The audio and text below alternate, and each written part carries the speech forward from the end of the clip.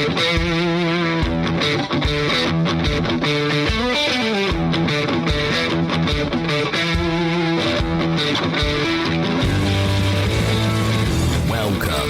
to the Fantasy Footballers DFS Podcast, coming to you from DraftKings Studios with your hosts, Kyle Borganoni and Matthew Betz. Welcome in. Another edition of the Fantasy Footballers DFS Podcast. It's December 10th, week 14. The air is cool, it is crisp, and we are ready for some more football bets. How's it going in Vermont? Dude, it is going well. My wife and I were on a little midweek getaway. We went to a concert last night in actually Portland, Maine. First live event, live show, live concert that I was at in, 2 years with the whole pandemic and everything. So it was awesome to do that. So I felt like I was scrambling a little bit today to get ready for the show, but I'm back. We're in business. We got the flannel on. So, we're back home. We got the flannel on for the show. But man, I'm good. Vermont's good. How are you doing down there in the South? I'm gearing up for the move. About 20 days from now, my family and I will be moving to right outside Phoenix. So definitely I got the spreadsheets working, man. It's spreadsheets for DFS, but for the move, that was one of the first things. It was no better way to tell my wife, I love you. I've got this move down pat. I've got a plan than a spreadsheet. And she went along with it. You live your life with a spreadsheet. If it's not on the sheet, it doesn't happen. Let's be honest. And just so people know, I wouldn't say that I'm the most savvy person when it comes to formulas and algos, all the different, spreadsheet lingo. But I will say that it does help me organize my thoughts into tabs. And part of doing fantasy football is just having tabs open. I know on your computer at all times, 25, 30 tabs. I'm looking right now, actually counting them up across. We are currently sitting at 21 as of this recording. So probably by the end of the show, 28 is my guess. Well, since we're talking about spreadsheets, I've just to start our show off. I want to play a game. Dang it. Not prepared for this right now. I know. And part of the reason that I wanted to start this off with a game, and part of this is just fun. Those of you that are listening, we don't do this every single week, but in the off season, I do like to throw games, spur of the moment kind of thing with bets because it terrifies him. But also, we played a game on Thursday on Fantasy Footballers Podcast. Andy and I kind of got to collaborate together. It was a fun game. It was called Hunter Renfrow or Tyreek Hill. And so I thought of you, Betz, because I know you're a big Hunter Renfrow guy. But do you mind if I ask you a couple questions? About Hunter Renfrow? A top 10 wide receiver in the NFL? Oh, okay. No. He is wide receiver 9 since week 9. We're going to talk about him. Don't worry. Oh, we're definitely going to talk about it on this show. Just, in just a second, we will get into our cash game plays. We will get into games that we want to stack, Battle Royale. But I want to start off with the game, and you, the listener, can be a part of this as well. I'm actually going to first start with a question that I posted on Twitter, Betz, earlier. And I think it's a good question. It's a good segue to kind of our brand and maybe, what you and I talk about from time to time on the show. And it's pretty prevalent. So I'll ask this question. I was researching rookie quarterbacks, looking kind of at consistency and floor. Justin Herbert basically had the best rookie quarterback season of all time, and he trumped what Baker Mayfield had done. But Justin Herbert, Baker Mayfield, and what other rookie quarterback hold the record for most multi-touchdown passing games through their first 11 starts? Do you want to guess who that man is? Oh, man. This is off of the top of my head and no research whatsoever. Andrew Luck, is that anywhere close? Andrew Luck is right there, right behind this one. But the answer to this one is someone you might be familiar with. It's Mike Glennon. Oh, baby, our guy. Dude, it's a bummer. He might not start this week, which is really not good for the brand. But man, that's incredible. He never would have come up in my mind if I would have tried to answer that question. I mean, I get it. Mike Glennon hasn't won a game since 2017. Let me ask you another random question. This is just totally random, nothing to do with the show. Who ran a faster 40 time at their combine? Was it Mike Glennon or Jameis Winston? Dude, if I remember correctly, watching Jameis run the 40. In my head, I feel like it was not a pretty sight. Don't get me wrong. He would definitely outrun me, but I don't think it was a pretty sight. So I'm going to go with Mike Glennon just because sticking with the theme here. It is Mike Glennon who was faster. Now, these were both drafted by the Buccaneers and started as rookies. It was Mike Glennon. Now, another random question. Who had a higher TD rate as a Buccaneer, Mike Glennon or Jameis Winston? Oh my gosh. Is this just rookie year, Jameis Winston, or in his whole career with the Bucs? Oh, whole career with the Bucs. And whole career with the Bucs for Glennon. So he had the 30 for 30 year where he just threw a touchdown all the time, but then also an interception. But thinking back, like, he wasn't that good with the Bucs. And his pass attempts, right, were always up really high. So when you think about TD rate, which basically is the efficiency metric, I'm going to roll with our boy, Mike G. It was Mike Glennon. All right, I got a couple more questions for you. You ready? You ready? Okay. Which one of these quarterbacks were named in the all-rookie team, according to the Pro Football Writers Association? Okay, so every year, only one quarterback as a rookie gets named to the all-rookie team, okay? So this year, it'll probably be Mac Jones. Be pretty obvious. All right, so of these quarterbacks, which one of them was on the all-rookie team? Was it Patrick Mahomes, Aaron Rodgers, Tom Brady, Lamar Jackson, or Mike Glennon? Well, I'm thinking through those names. Lamar didn't play that much as a rookie. Mahomes played behind Alex Smith for an entire year, so they're off the list.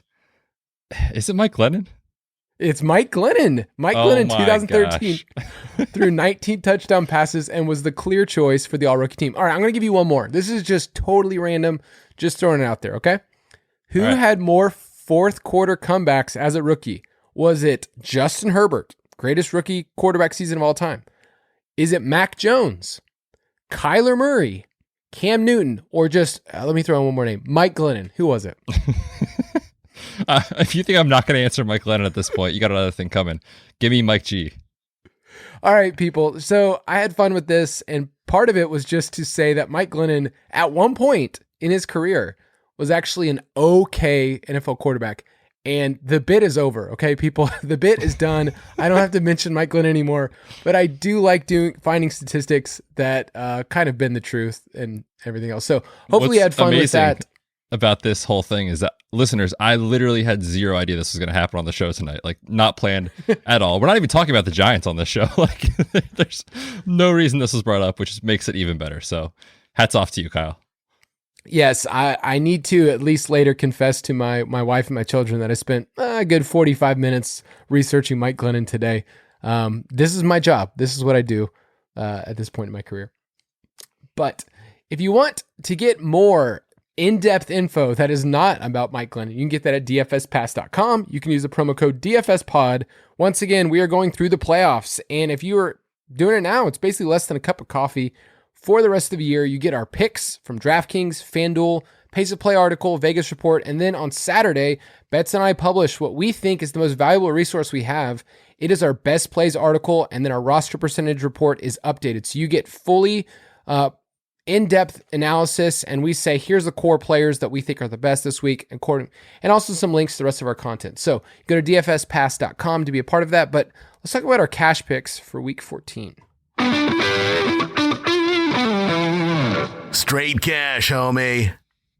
Glad you had some fun with that, Betz. And usually those are really, really hard and you're put on the spot. But after a while, you kind of understood, hey, I mean, Mike Glennon, he's the answer. And so I actually had somebody on Twitter that did guess that right. I can't tell if they thought it was a joke or if they really did guess that it was Mike Glennon. Nice. Yeah, listen, I can recognize talent when I see it, and the dude's got it. So let's be honest. Dude, let's be honest. Bad NFL quarterback, but if you and I were playing him in one-on-one in basketball, dude would dominate. All right, he would dominate. So many injuries. I would be dead. All right, so let's talk about our cash picks. And our pool for the last couple of weeks has been pretty small at the quarterback position, but I've also been pretty happy with the fact that we've been giving people the quarterback one. We've been giving them names that can simplify things. So for me, I think you and I on DraftKings have simplified it to maybe just 3 names, and I'll let you throw out yours first. Yeah, the 2 that you're going to bring up, really, to be honest with listeners, like, I'm going to play one of those 2 in cash. But if you did want to get up to someone that's a little bit more pricey than the names that we'll talk about in a second, We talked about him on the Tuesday show. I'll throw it out again. It's Dak Prescott at 6.7K taking on the football team. And we're going to preview that game in its entirety in a second. But we know that, early in the year, we're making fun of Washington, right? Like, oh, anyone can beat them. The quarterbacks are just winning every week.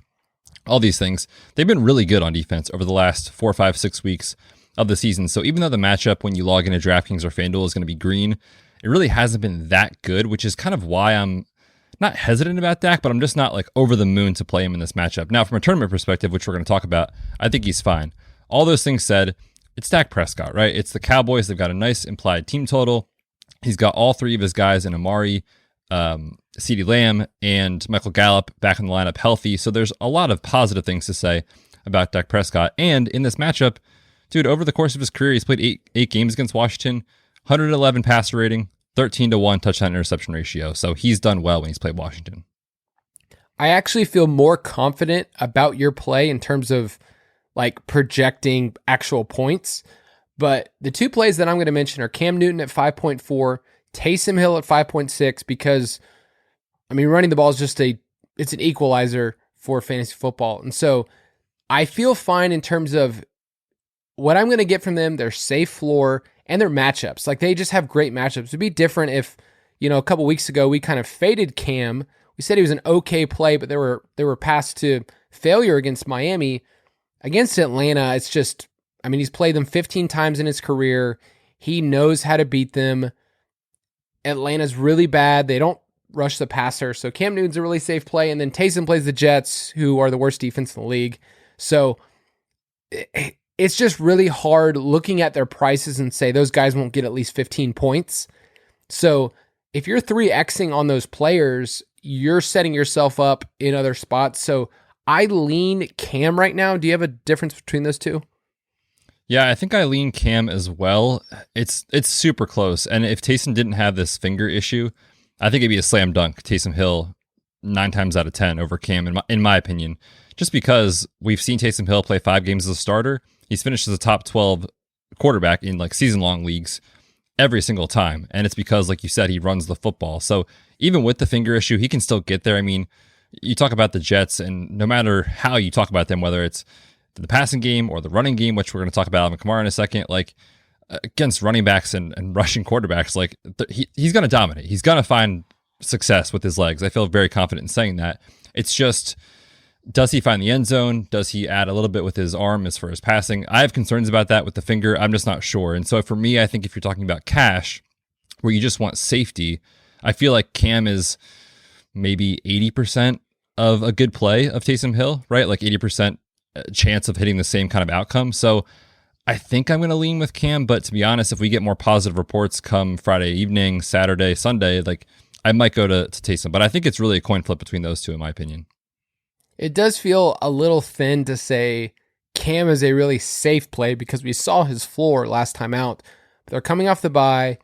They've changed things up with their offensive coordinator, which poor Joe Brady, like his quarterbacks have been Teddy Bridgewater, Sam Darnold, PJ Walker, and a washed up Cam Newton. So not really the best situation, but I lean Cam as well because of what it opens up for the rest of your lineup. And we have a question later in our mailbag. Someone asked about Taysom and Kamara, and so we'll tackle that there because they're both great plays, but if you want to play them in the same lineup, how would you tackle that? I'll throw out 2 FanDuel names. Because FanDuel pricing is so scrunched together, we don't usually recommend punting the position. There's just usually not too many crazy values, and so Patrick Mahomes at 8.5 and Lamar Jackson at 7.9. Lamar's our top points per dollar value on FanDuel, so I really want to recommend him, but Mahomes just feels way too safe. We'll preview that game in a second. So we like spending up on FanDuel, and then on DraftKings, we would say if you want to, go down a little further with Cam, Taysom, or Dak, that feels even better. Herbert's so close. If you knew that Mike Williams was in, is Herbert kind of up a little bit further in your ranks? Oh, for sure. Yeah. They've got a huge implied total taking on the Giants. It's just tough when his top playmakers are going to be Jalen Guyton, KJ Hill in the slot probably, and then out wide, Josh Palmer, the rookie. If there was Keenan there or Mike Williams, he would for sure be in the conversation. So, yeah, I think at this point he's probably out of my cash game pool. But, if you want to take a shot on him in a tournament, no one's going to fault you for that.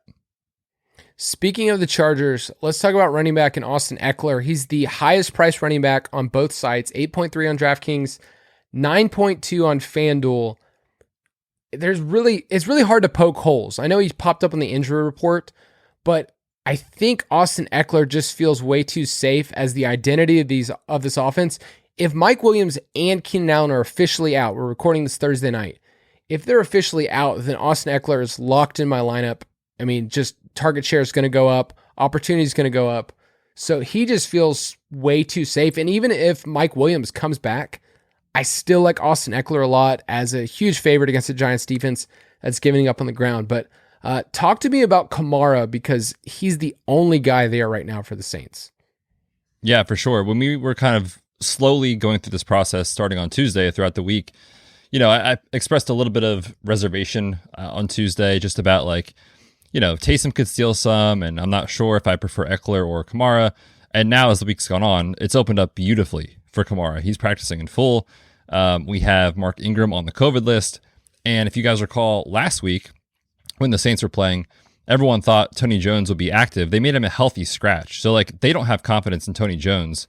And clearly their wide receiver core, I mean, I'm not sure. I don't want to be hyperbolic. It's one of the worst in football, quite honestly. So it's Alvin Kamara's show. If he's getting 20 opportunities against the Jets, outside of injury, how does he fail? I really don't see the path for that. Yeah, and just think about how bad the Jets have been. They're going to show up as 32nd green in all of your apps, but it's at the point now where the Jets' rush defense is so bad. I looked at the stat earlier. Over the last 6 weeks, they're giving up 32 fantasy points per game, and that's according to FanDuel scoring. Just to put that number in perspective, the greatest running back season of all time was LaDainian Tomlinson in 2006. He was putting up 27 points a game. So add 5 to that, the greatest running back season of all time. That's what the Jets are giving up. They are so bad against the run. And usually multiple running backs get in on the action.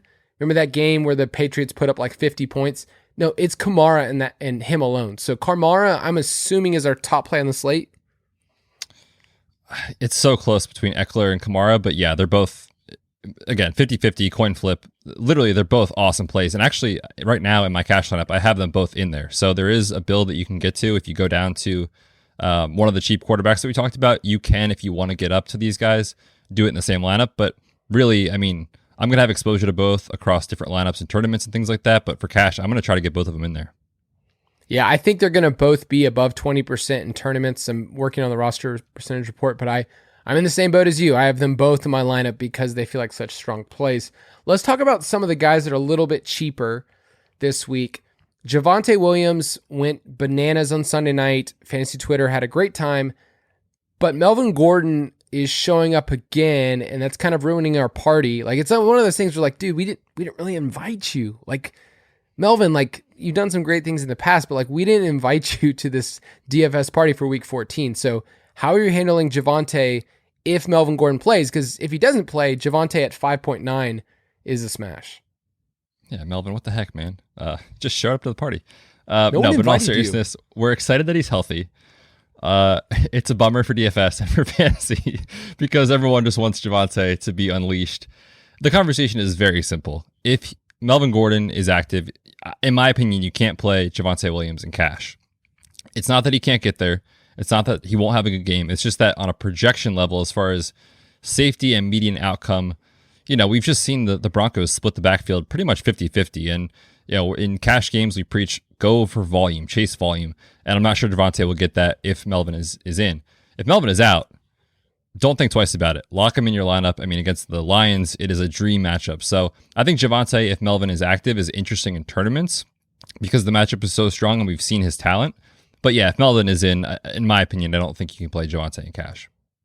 And if you need to pivot, let's say you don't know the information yet, Melvin Gordon ends up being a game time decision. Antonio Gibson's only 6K. Do we know anything about J.D. McKissic right now? Yeah, he was back at practice today on Thursday. It looks like he's trending in the right direction. We should get final word for that by Saturday officially, so we'll monitor and see what's happening there. And obviously last week, the analysis is the exact same. If McKissic is out, we'll see more volume in the passing game, more opportunity. We got that from him. But, I mean, even if McKissic is in, Kyle, I'm not sure what your thoughts are.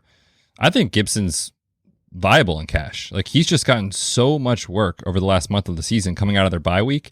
The concern, if you remember, was always about his shin. Is it going to recover? Is it healthy? And if you listen to the Injury Blitz pod, I said it's going to be a while, but if they manage it appropriately and get him to the bye week, it could be fine rest of season. And they are showing zero concerns about that at this point, just getting so much volume. So I think even in cash with McKissick active, I think he's viable. I don't think he's my favorite play of the slate, but he's definitely there, and I wouldn't fault anyone that wants to keep chasing his volume of recent weeks. Yeah, I think you're still going to get at least 15 touches, maybe even more. So Gibson still feels like he's viable there. By the way, I just love the fact that when I get to ask you about, hey, where's this player at? You always know the practice report. You always know the injury. Like, that's your thing. So it feels really good to be like, I honestly knew that McKissick was like trending in the right direction, but I had no idea his practice status. So that's why I ask you those questions. You sound smarter than me. Hey, I try. But when you have these stats about our boy Mike G or any other player, really, you're the stats guy. I think we make a good team because we both look smart in our own right. And I'm a technology idiot for the listeners, just so they know. So Kyle usually helps me with that as well. So we make a good team here, Kyle. My mom is really proud of me. I'll say that. Now, if I sent her a picture of Mike Glennon, she would say that man is not safe. He is not safe. Why are you sending me this obscene picture of this man? He's not safe for work. All right, couple more names. Let's talk about this. So we talked about high price guys. We talked about some guys in the middle range. How are we handling the 49ers? Because it seems like Elijah Mitchell is not trending in the right direction.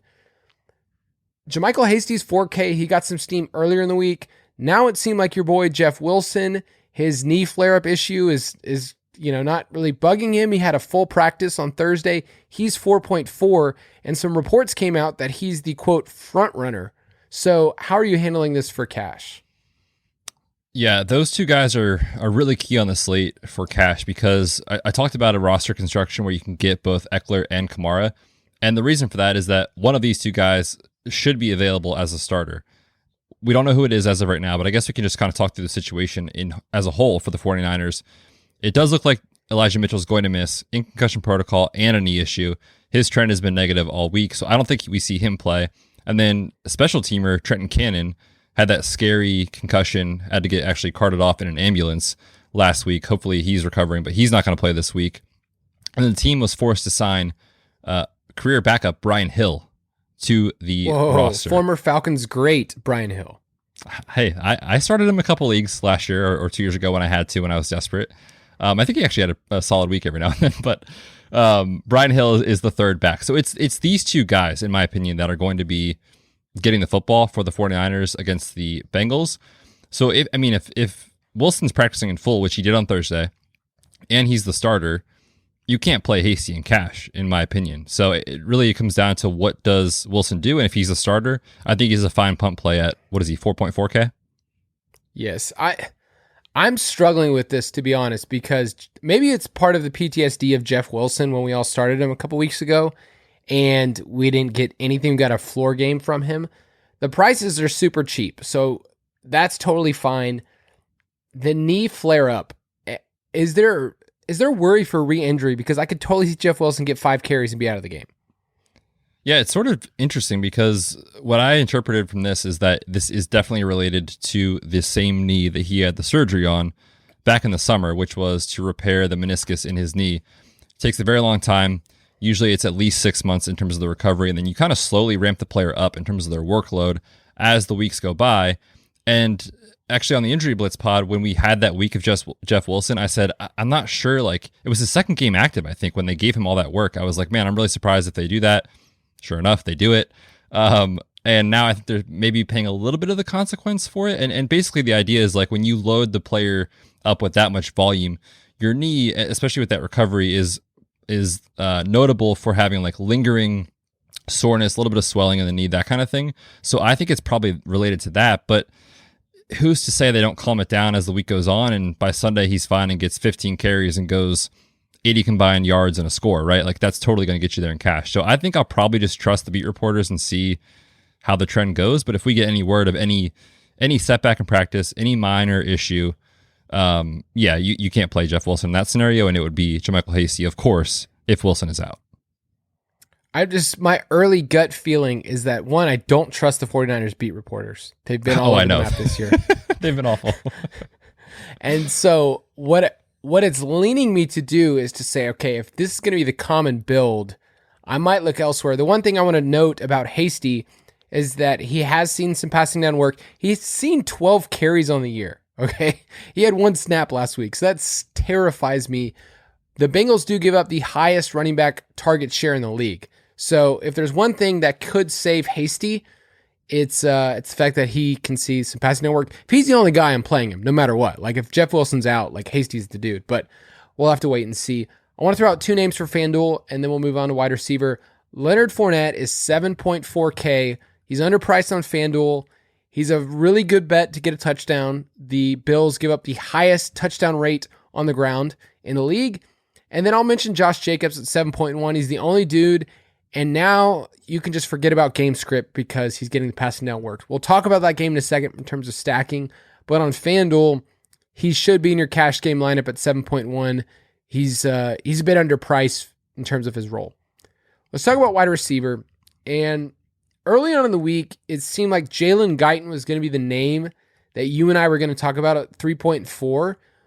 But things are trending in the other direction where now we're hearing results of, hey, maybe Big Mike Williams is going to play. And by the way, I love calling him Big Mike. That's one of my favorite names that we just get to say, oh, Big Mike. So if Mike's available at 6K on DraftKings, locked in? Dude, you kidding me? This guy won me a huge GPP last year on Monday Night Football. If you think I'm going to go away from this man now, you got another thing coming. But in all seriousness, yes, we talked about that on Tuesday. That was our lean. If Keenan is out and Mike is in, you play Mike. He's at 6K. It's just a great tag for a guy who should dominate targets. And it's not like we haven't seen it, right? Like he's had games of upwards of like 6, 7, 8 targets and has gotten there. So it's not like this is out of nowhere. So yes, he's in for me if Keenan is out. All right, tell me I'm crazy that I want to start a jet this week in cash. Elijah Moore at 5.9 or Jamison Crowder at 4.7 against the Saints. I wrote up Elijah Moore in the cash article in the DFS Pass, so apparently we are both crazy. Okay, Jamison Crowder, 4.7 on DraftKings, 5.5 on FanDuel. If he's the only guy there, like the only dude, and Elijah Moore is not coming back from his quadriceps issue, I can tell you right now, Jamison Crowder on a PPR site just feels too safe. Oh, yeah. Yeah, if Elijah's out, I mean, Corey Davis is done for the year with his core muscle injury. Like, who's it going to be? Braxton Berrios? I mean, yeah, come on. And the Saints are the weakest in the slot as far as their defensive coverage. So, yeah, it would make a ton of sense. And over the last 6 weeks, the Saints are one of the worst teams in football in terms of fantasy points against wide receivers. So, yeah, sign me up for sure. It's terrifying to trust Zach Wilson, but because he hyper targets wide receivers, we just, it feels better. And if 4.7 Crowder, for the love of God, don't watch the game. just look at it through your app. When you get a point, feel good about it. That's all you need to do. So we also have a couple other names I want to mention. Tyreek Hill at 8.5. He destroyed the Raiders a couple weeks ago for 2 touchdowns. He's good at football. I understand that sometimes he just vanishes and he has these dud games. Doesn't matter. Tyreek Hill at 8.5 is an awesome play. And then Hunter Renfrow's at the point now at 6.1 that, I mean, I guess DraftKings says like, okay, this dude can play. We need to price him up. I know, man, and I hate it. But at the same time, it's warranted, right? I mean, back-to-back games over 100 yards. He has 100 yards or a touchdown in 4 of his last 5. Darren Waller looks like he's going to miss again. And when these two teams played just a week ago, or 2 weeks ago, rather, I think it was. Actually, I think that's a lie. I think it was 3 weeks ago. Anyway, they played recently. And Renfrow went 7 for 46 and a touchdown. So we've seen him have success. Yeah, at 6.1, I think he's totally viable in cash. I always question the upside, but as a cash game play, I think he's rock solid. Why do you question this man? Don't do that, Betz. I know you've always been a Renfrow hater. Oh, come on, man. You kidding me? Dude, he was the auto pick in like the 3rd round of rookie drafts in dynasty leagues whenever he came out of Clemson. That's a statement that very few people have ever heard before. Hunter Renfrow, auto pick. Like I just queued him up.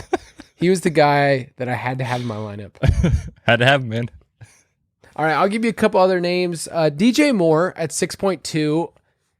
I think he's going to be popular, especially with Christian McCaffrey out against Atlanta. I temper my expectations a little bit. I know this is kind of a matchup thing, but AJ Terrell has been awesome. Like, I mean, I know this is a Falcons homer thing, but he's been incredible. Stats bear it out. He's arguably been the best cornerback in the league this year in terms of one-on-one matchups. So I temper my expectations, but he's only 6.2. Stephon Diggs, 8.1 on DraftKings. He's an even better play on FanDuel at 8.2. So I think that he would be a really, really solid play. Any other names you want to throw out there for cash? I don't really have anyone else in my pool this week. It's actually a really tough slate for wide receiver because outside of the top two in the pricing, with Tyreek and Stephon Diggs, there's not really anyone else up there that's like a slam dunk play. I mean, I guess we could talk about Chris Godwin, right? I mean, 15 catches. Are you kidding me? With this guy, he's just been unreal. He's 7.1, so his price moved up a little bit, but not enough. And now we get, Tom Brady's just torching the league. And I know that this on paper matchup with the Bills is tough. Tre'Davious White is out. We're going to talk about it in a second. But the quarterbacks that they have faced over the last 6 weeks have not been good quarterbacks. So I think this is one of those like, oh man, the Bills might get a taste of reality here against Tom Brady and one of the most pass-happy offenses in the league, and presumably getting a little bit softer coverage in the slot. So Chris Godwin, how can you argue against what he's done recently? 7.1K, I think he's totally viable in cash. I'll just throw out the Bengals wide receivers. T. Higgins obviously has been great the past 2 weeks. Jamar Chase feels like more like a GPP play because of what he's done, but I want to mention those two wide receivers because 49ers have been slowly bleeding points to the wide receiver position recently, and it seems like the Bengals have been trusting the pass more. At least last week they did. They had to. Joe Mixon has popped up as a do not practice the last couple days, so we need to monitor that. Do we have any information about him right now? Other than it's a non-COVID illness, I do not have anything else. We'll just have to monitor what happens on Friday in practice to see where he's at. Yeah, it's going to be interesting about how we approach him. Samaje Perine, if Mixon's out, Samaje Perine is 4.2 on DraftKings would be super interesting. As kind of like in that same mix of JaMychal Hasty, but I'm interested in Bengals. Like the game total as a whole and the pace isn't great. So there's some things up in the air about Mixon and the way we approach it, but there's some pieces there. Higgins, Chase, Perine, and then, the 49ers guys we already talked about. So just monitor that game. It could be one that over the course of the weekend, it changes. All right, tight end. This is what I mentioned on Tuesday, but Travis Kelce right now is in my cash game lineup at 7.4. On FanDuel, he's locked in at 7.5. Just feels way too safe. He's killed the Raiders in his career, went over 100 yards against them in week 10. So if you're spending up this week, I like Travis Kelce. And then if you're wanting to go way lower, I really only have one other tight end in my personal pool, and it's Austin Hooper. I know it's a name that a lot of people haven't really thought about in a while, but at 3.4, the Browns target the tight end more than any other position or more than any other team in the league. And then the Ravens, they're seeing the highest opponent target share for the tight end in the league. So that's a really great matchup. So for me on DraftKings, it's either Kelce or Hooper. And with Hooper, you didn't even mention the situation. David Njoku is on the COVID list, and the second-year tight end, Bryant, he's going to be out of this game with an ankle issue, I believe it is. So yeah, it could be Austin Hooper by himself in this game. So I think he's a totally fine play for sure. I'm also going to throw out Jared Cook. He's down there at, I think it's 3.2K. On DraftKings, same analysis among everything else you talked about is if Big Mike Willie and Keenan Allen are out, like who's catching the football? So he would project decently well against the Giants.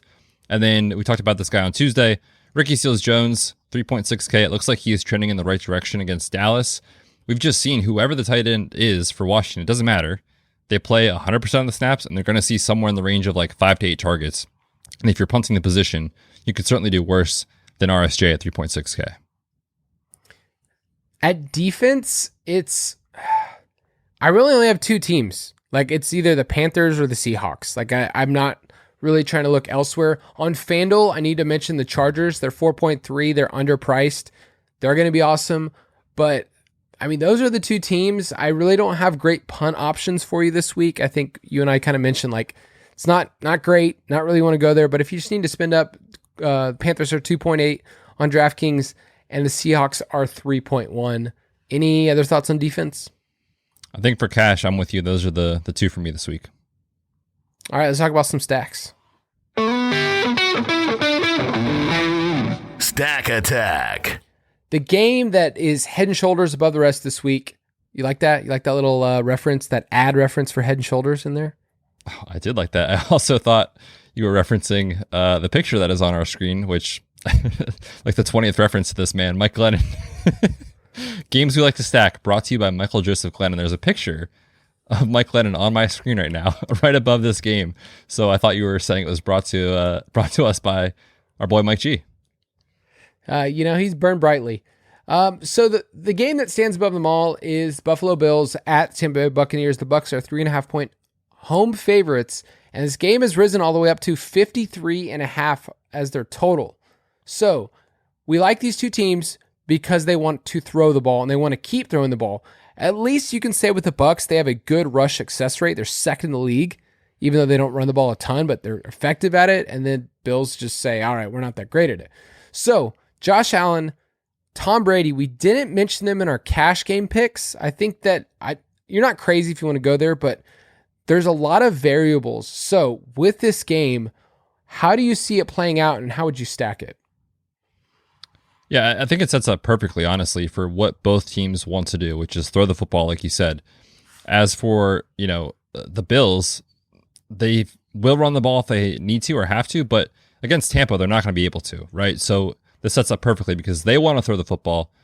Opposing teams are throwing at the highest rate against Tampa, so it sets up really well for Josh Allen. And then on the Tampa side, they're among the leaders in pass rate over expectation, passing rates, neutral situation, pass rate. So they're just throwing the ball a ton. So I think you could have a huge shootout in this one. And I think you could stack it either way. Like if you want to do a Tom Brady double stack, bring it back with someone on Buffalo. I think that's very viable. I also think you could stack it on the Bills side with Josh Allen and two guys, bring it back with someone on Tampa. This is one of those games that it sort of feels like you can't go wrong. And obviously in hindsight, like your results are going to show that maybe you were wrong. But from a process standpoint, there's a lot to like about this game. I don't have a strong lean on where to go. I think we need to think about the Bills defense a little differently, especially against running backs. Like before it was like, don't play any running backs against Buffalo, but they've been giving it up recently. I know that Jonathan Taylor game sticks out as like, hey, when you give up 5 touchdowns in a game, that's going to skew your averages. But Leonard Fournette is the one that could totally ruin this game from a stacking standpoint. But I also think if you wanted to, if this game's going to hit the over, if you wanted to go Brady, Fournette, and then one other buck, whether that be Godwin, Evans, or Gronk, I think that's totally fine and bring it back with Diggs. That's a viable way to get a part of this game and get a little different. I do like Dawson Knox because of how closely he's correlated to Josh Allen. So in this game, if I'm playing one of those tight ends, I'm obviously going to stack them. I'm not going to play a naked Dawson Knox or Gronk by themselves, like a one-off play. So how do you feel about Josh Allen? Because his range of outcomes feels all over the place. And if you look at his game logs, he's had games where he's the quarterback one and others where it's like, oh, you completely busted, and he's pretty expensive. He is, but at the same time, this is the best game environment on the slate. And on the Tuesday show, we talked about like there's no other game that's even close as far as how these teams play, the pace of play, the total in terms of the Vegas total. It's the only one that has this high total. So I know that it hasn't been the same Josh Allen that we saw last year, but we know that those games are in his bag of tricks, right? He can do that, and he can obviously add value with his legs too. So if the field is going to look past Josh Allen for whatever reason, sign me up. I mean, you play quarterbacks and pass catchers against Tampa. That's just what you do. And after a really bad game on Monday Night Football where there's recency bias, again, if he's overlooked in tournaments, I definitely want some Josh Allen this week. I would say the play in this game that is going way lower in the roster percentage report right now is Mike Evans. And I think it's just the recency bias. Like we saw Godwin this last week with those huge amount of targets, 15 receptions, but Evans has almost doubled him in terms of targets inside the 10-yard line. And the secondary just looks different without Tre'Davious White. So I still like Evans. Last week he saw 39% of the team's air yards, despite like not seeing the same amount of targets. So he's getting the targets that we like. So I think he's super interesting. And then I just want to mention Gronk. Gronk's leads this team in end zone target share, and it's kind of ridiculous. Like 13.5% of the team's end zone targets have gone to Gronk. He's just elite and so dominant. That's why he saw 2 touchdowns this past week. So you can't really go wrong on the Bucs side, but like we always say, double stack with Brady because he doesn't run it back with somebody else on the Bills side. That's the best way to approach this game.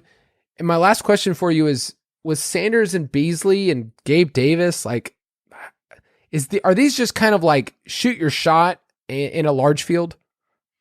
Honestly, I think so. It's really tough to give any advice because, like, who saw Gabe Davis coming on Monday Night Football?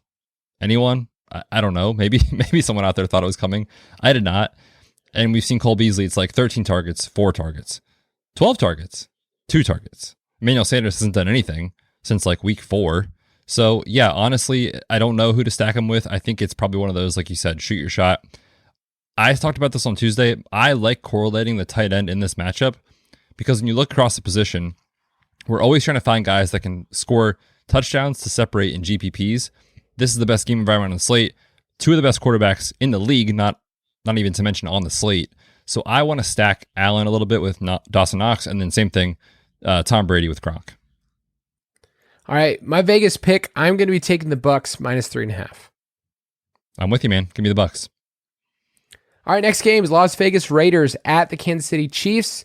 Chiefs are 9.5-point home favorites. This game has a 47.5-point over and under. This pretty important AFC West game. Kansas City destroyed the Raiders in Week 10, 41-14. Kansas City's won 5 straight, but it's kind of been more of a defensive battle. Like that's the way that they've won recently. Mahomes was the quarterback one when these two teams played, but last year, if you remember, they played in Arrowhead and the Raiders won 40-32, but this is a different Raiders team in terms of their weapons. They're out without Kenyon Drake, obviously without Henry Ruggs, and likely without Darren Waller. So my question for you to start this conversation is, do the Raiders have enough firepower to make this a game where you can fully stack it? I mean, the nice thing about stacking it is just you know where the football is going, right? I mean, Josh Jacobs, I think he's very much a play this week. And then we already talked about Hunter Renfrow. And outside of that, you're not really excited about anyone on the Raiders. So I think it's viable as a stacking game. But at the same time, you know, when you look at the trend of both of these teams, the Raiders, the offense, like you said, has not been the same since the whole Henry Ruggs situation. And without Waller, it definitely takes some wind out of the sails. And then on the other side, you know, I know that this game a few weeks ago really went bananas, and it's the game that hit the over. But in the Kansas City recent trend, I'm looking at their stuff here on our site in terms of their player profile page for the Kansas City defense, and it gives you like, you know, their game logs and the betting lines and all those things. It's an awesome tool, so check it out. But basically, since week 6, here it is: under, over against the Raiders, under. The Chiefs have been playing to the under a ton, so if this game somehow becomes very, very, very popular, there is paths to downside that maybe not a lot of people will see, and it could be an interesting like differentiation on the slate. So I don't know that I have a lot of conviction about a full game stack here. It's just we've seen this Chiefs team, like they're so different this year than what we have become accustomed to know, like who they are, right? Like I don't know. It's really tough to get excited about it, but at the same time, like on the slate, there's no games that have these high totals, so I'm kind of talking in circles. I don't know.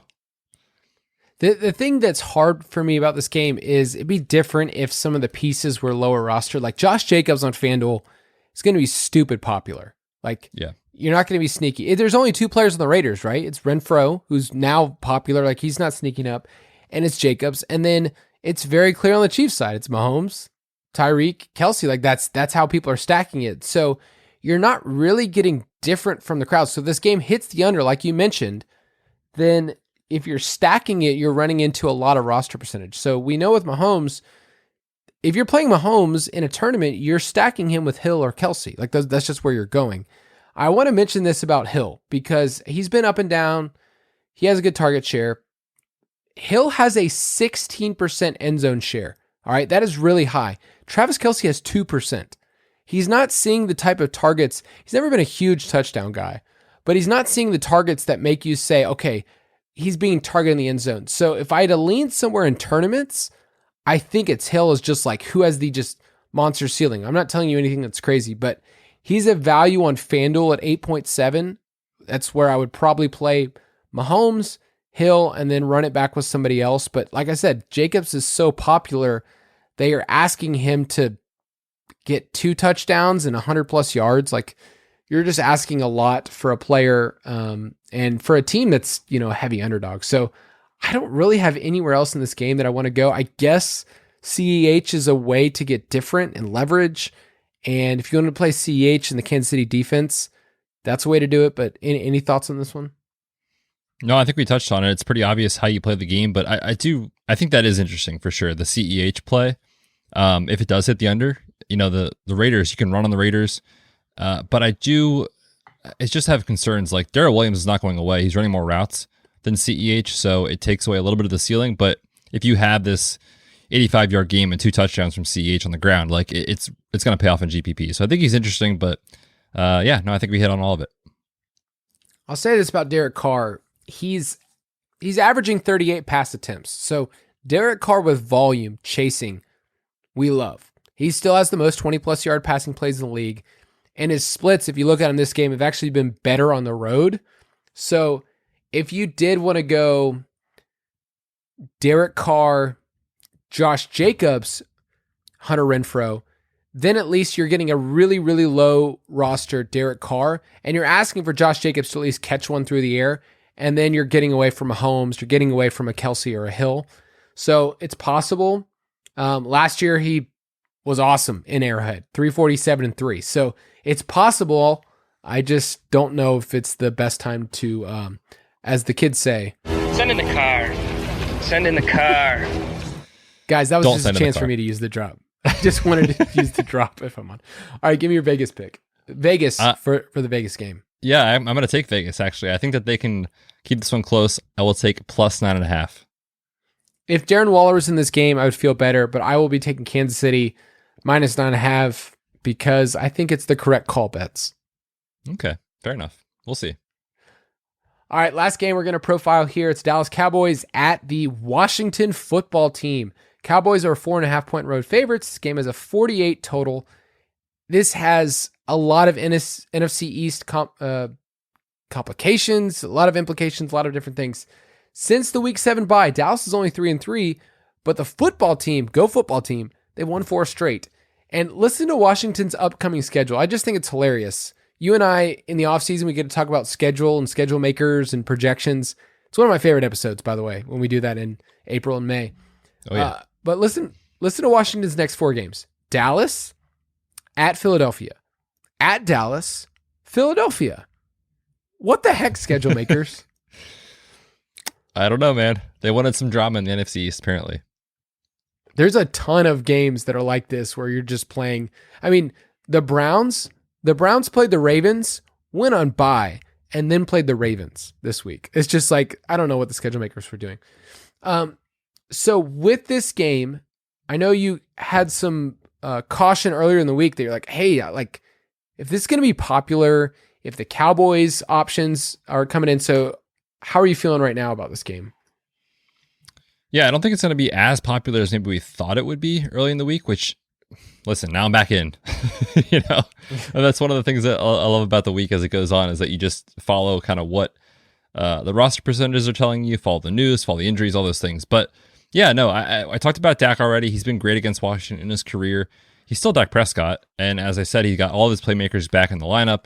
And this is a team that we've seen them be able to put up these 30-plus point performances on offense. And if Dak does that, or as part of that, like it's going to happen through Dak, in my opinion, especially when you consider Tony Pollard is dealing with a partial tear in his plantar fascia, which I do expect him to be a true game time decision. That's what everyone's saying.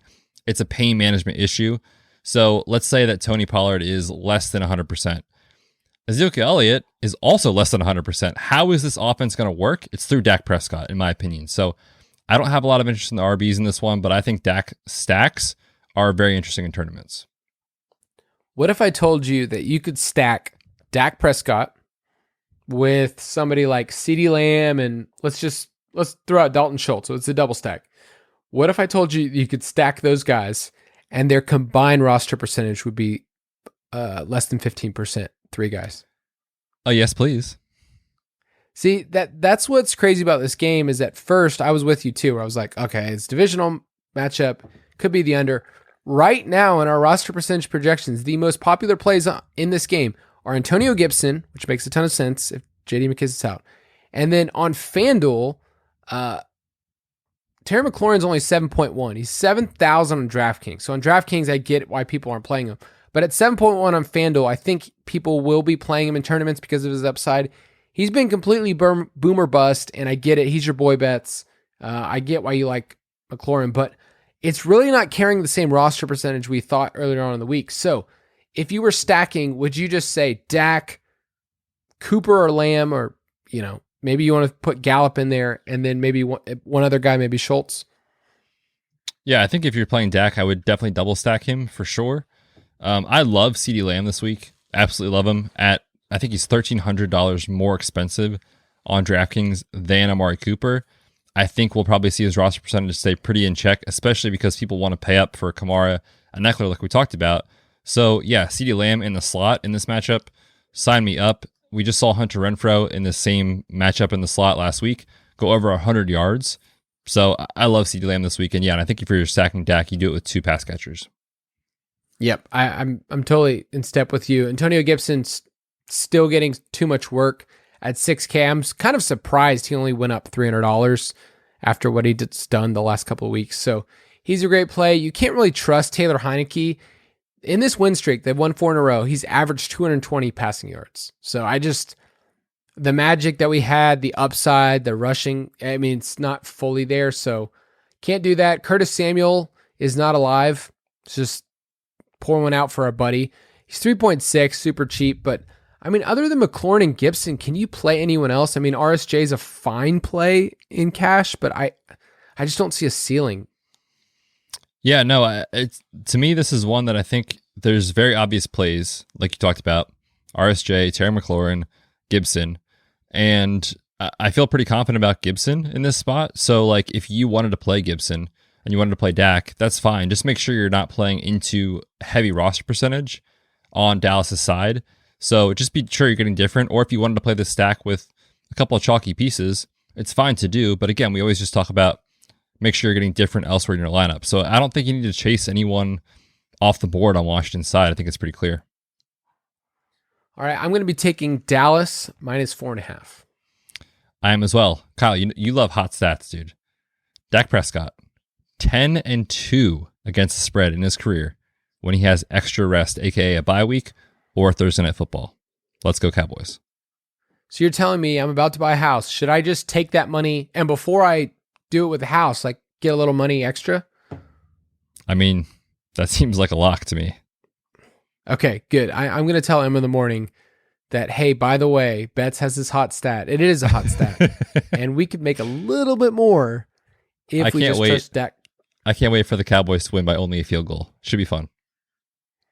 All right, before we get into our Battle Royale, we've introduced this last week, and I just want to throw it out real quick before we get into it.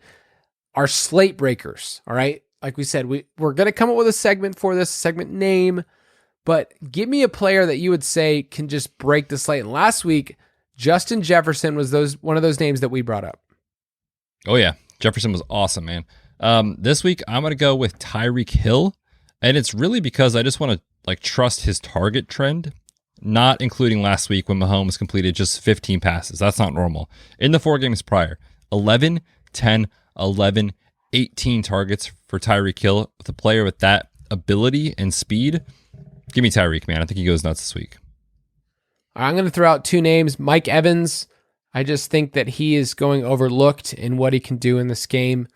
I think he can get 2 touchdowns. And then I just want to say Nick Chubb. Nick Chubb is going to be 3% on DraftKings because he doesn't catch the ball. Kareem Hunt's back, whatever. I don't care. He can break the slate. He still has the highest elusive rating among all running backs. The Browns lead the league in EPA per rush attempt. They have the highest TD rate on the ground.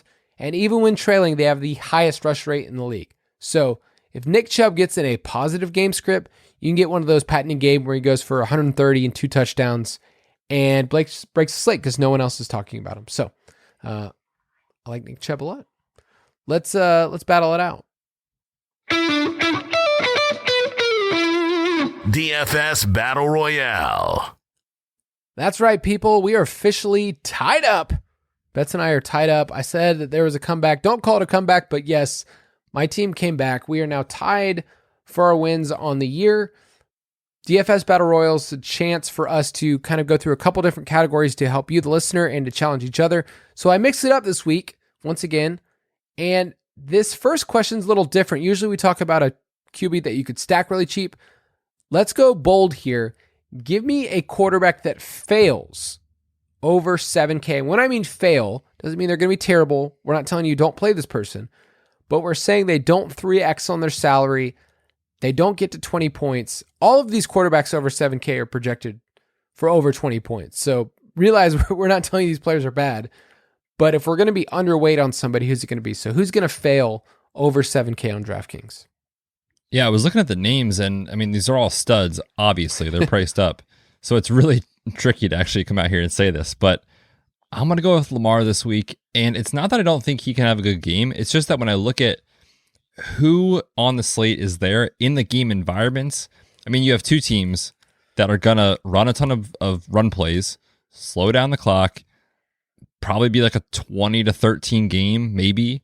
It's just a low scoring environment. So if he fails, that's how it happens. That said, I love Lamar Jackson. I hope he goes bananas. Dude, I cannot believe you heard it here, guys. Betz doesn't believe in Lamar Jackson at all. If you listen to our best ball show, Betz was pounding the table. He was pounding the table for Lamar. So, yeah, I totally get it. I'm going to say Josh Allen. I just think the Buccaneers have the pass rush to completely disrupt him. And it's really hard for me to trust those ancillary weapons in Buffalo. Like Emmanuel Sanders has just fallen off the rails. Cole Beasley's done nothing. So they have no running game. It's totally possible that Josh Allen has one of those games where he gets 15 points. And if you get 15 points for Josh Allen, your lineup totally fails. All right, I need a cash game running back that is not named Alvin Kamara or Austin Eckler. I feel like I cheated on this one because I did put Javonte Williams if Melvin Gordon is out, but I feel like we both would say that, so I'm going to scrap that. But listeners, if Melvin Gordon is out, play Javonte Williams. I will take Antonio Gibson at 6K against Dallas. We already talked about him in detail, so yeah, give me Gibson. He's just been so good recently at 6K. I think he's very cash viable this week. I'm going to play your boy, Leonard Fournette. I know how much you love him. 7.4. At this point, I just can't ignore the type of production that he has. And over the last 4 weeks, Buffalo's allowing the 4th most running back fantasy points. All right, give me a PPR wide receiver that you can get some rack up production under 6K. Can I just say Jets wide receiver? This is tough because all right, because I put Elijah Moore, but he's still dealing with the quad issue. We're not sure where he's at as of Thursday evening. So if Elijah Moore is in, he's my answer. If he's out, Jamison Crowder, we talked about it. The Saints just getting destroyed. Second worst in the league against the wide receiver position over the last 6 weeks. No Corey Davis. I'll take Elijah Moore or Jamison Crowder. I will take Brandon Cooks, a name I have not mentioned very much. Totally get that Davis Mills is going to get the start. The Seahawks have allowed, let me calculate this real quick, the most passing yards in the league and the highest pass success rate in the league. So I will take that for a player that is still seeing a 27% target share. And there's been some down weeks. It hasn't been pretty for a while now. But Brandon Cooks at 5.7 is cheap. I think you can play him and rack up some production. And if there is some fight from the Texans, he's the only player that you could possibly look at. So Brandon Cooks, 5.7. Put him in your cash game pool. Mix and match your players. If Elijah Moore is not there, he's at a good price point where you can drop down a little bit. Give me a pay up tight end this week that you would put in your lineup, not named Travis Kelce. Yes, I'm looking for a tight end that, if I'm paying up, can find the end zone and has huge upside, and that is Rob Gronkowski. And I never thought I'd say those words. With Gronk being retired, multiple back surgeries, so many injuries, but my gosh, dude, he looks so good out there. And Tom leading the league in passing, completions, touchdowns. It's just, if I'm going to attach myself to a good offense, it's Rob Gronkowski and the Bucks. Give me Gronk. I think he finds the end zone again this week. I'm going to go with Mark Andrews on FanDuel. He's 6.9 on DraftKings. He's 5.9. Both sites really like him a lot this week, stacking with Lamar Jackson. The last 2 weeks, I get it. It hasn't been great. All right. He has 19 targets, only 8 receptions. We call that a 42% catch rate. Not great, but I think he's a fine play. The Browns are 29th against fantasy tight ends over the last 6 weeks. And if people are playing Austin Hooper in chalk lineups, I will be going the opposite direction with our boy Mandrews. All right, last one. Give me a sneaky pay up DST. So they have to be over 3K. All right, before I give my real answer, I just want to make sure that we mention this on the show. If you have the salary to pay for the Chargers, my gosh, Jake Fromm, who, I don't know if you saw the quote, basically talked about the fact that this is like I think his analogy was a test that you're showing up for a final, but you weren't in any of the classes. Is that what he said? Jake, here's the thing, guys. I've had dreams that way. I think a lot of people actually have dreams, but you do not admit that at all. Like, you sound like you're the most confident person on the planet. There is no way I would ever hire this guy again after hearing that stupid statement. Yeah. Basically, he's not prepared for this matchup. He's only been on the team for like a month or something. And they're expensive. They're $4,300. So it's tricky to justify it, but my gosh, Jake Fromm, Kenny Galladay is dealing with the rib issue. Sterling Shepard still with the quad issue. Kadarius Toney with the quad issue. Saquon Barkley is still not 100% with the ankle, and the offensive line is terrible. My gosh, the Chargers could go bananas here, but that is not the real answer. I'm going with the Cowboys in this spot, 3.4K, taking on Washington. And we've just seen the Cowboys like be a defense that can create turnovers, get after the quarterback, and Taylor Heineke, when he's forced to play like YOLO ball, creates a lot of opportunity for takeaways and sacks. So I will take the Cowboys here. Then I mentioned the Broncos. They're at home against the Lions. They're 3.8 on DraftKings. They're 4.4 on FanDuel. I get that might be a bit tough to get up to, but they're at home against Jared Goff. He's not good at football. He's averaged 3 sacks per game on the road this year, and the team is just scoring, 15 points, 16 points. Like, you're not worried about the Lions putting up a ton, and if they don't have DeAndre Swift, you're really not worried. So I think the Broncos are a sneaky pay up that people just say, I don't want to pay for them, and I think that you can do well. All right, couple of questions. Mailbag. You can send in your beautiful, thoughtful, awesome, engaging questions to me or Betz. Betz is at the Fantasy PT. I'm at Kyle_Borg on Twitter. We are nice, usually on Twitter. And sometimes we give away stuff. Like when people answer Mike Glennon in my trivia questions, I gave away a Muth is Luth t-shirt because nice. I just wanted somebody to get the answer right. I wanted one person in the history of the planet to get a free t-shirt for answering the right answer, which was Mike Glennon. I love it, man. It's a beautiful thing. Do you think that's the first time in the history of the world that anyone's ever gotten a free t-shirt because Mike Glennon was the right answer to a trivia question? Probably. Actually, definitely. I feel like Guinness is going to be talking to me, and I am ready. Oh, yeah. I am here for it.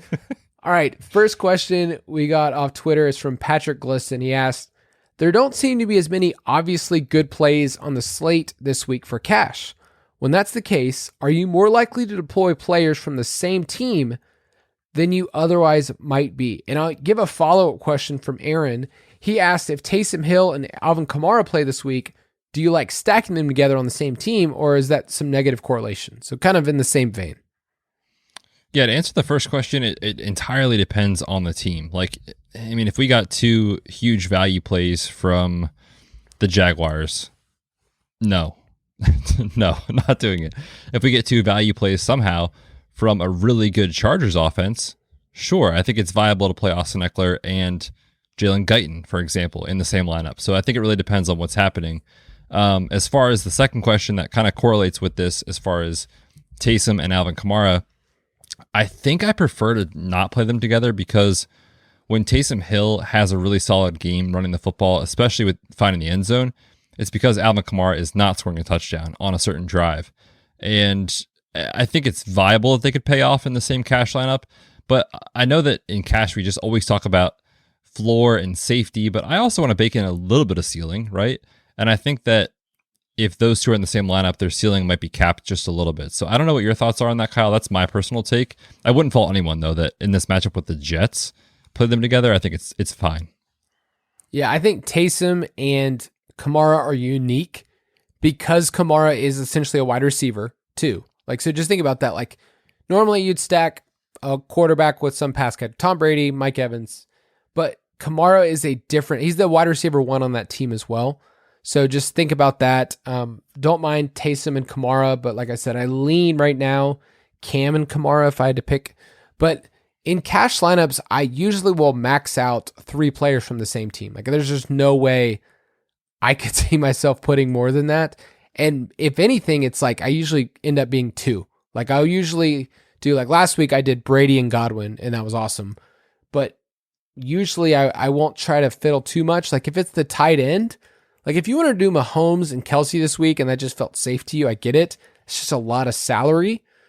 Usually I want a really expensive quarterback and a cheaper tight end, and that way I can save salary and spend up elsewhere. But yeah, we usually would say you are increasing your upside, but the downside of your team in terms of your meeting outcome is scary, because let's say that the touchdowns end up on the ground this week. It's just like you're completely screwed. So that's why this week I won't be playing Herbert and Mike Williams, because Eckler is such a great play, I think, against the Giants. So yeah, just think about that when you're mixing and matching those. Next question is from Bryce Pat 98. He asks, how do you treat 2 to 3 entry contests compared to ones where you enter 20 and up entries?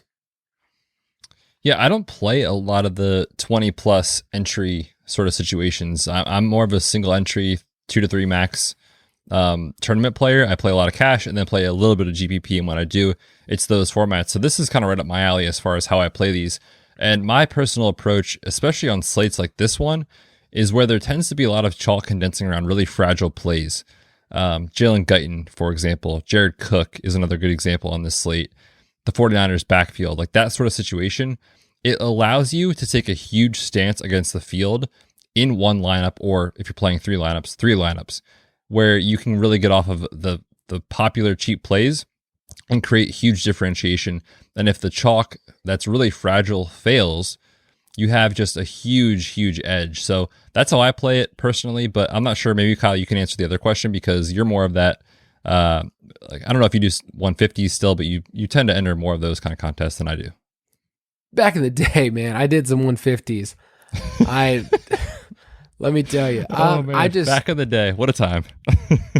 I haven't been doing 150s as much recently, probably because of life and moving. But I'll say this for 20 and up entries, and I do still like doing 20 max, because that's just enough where I feel like I can kind of, for me, flex out. Like, here's some of the combinations. If I'm doing a 20 max, then I am picking 2 to 3 quarterbacks and stacking in that direction.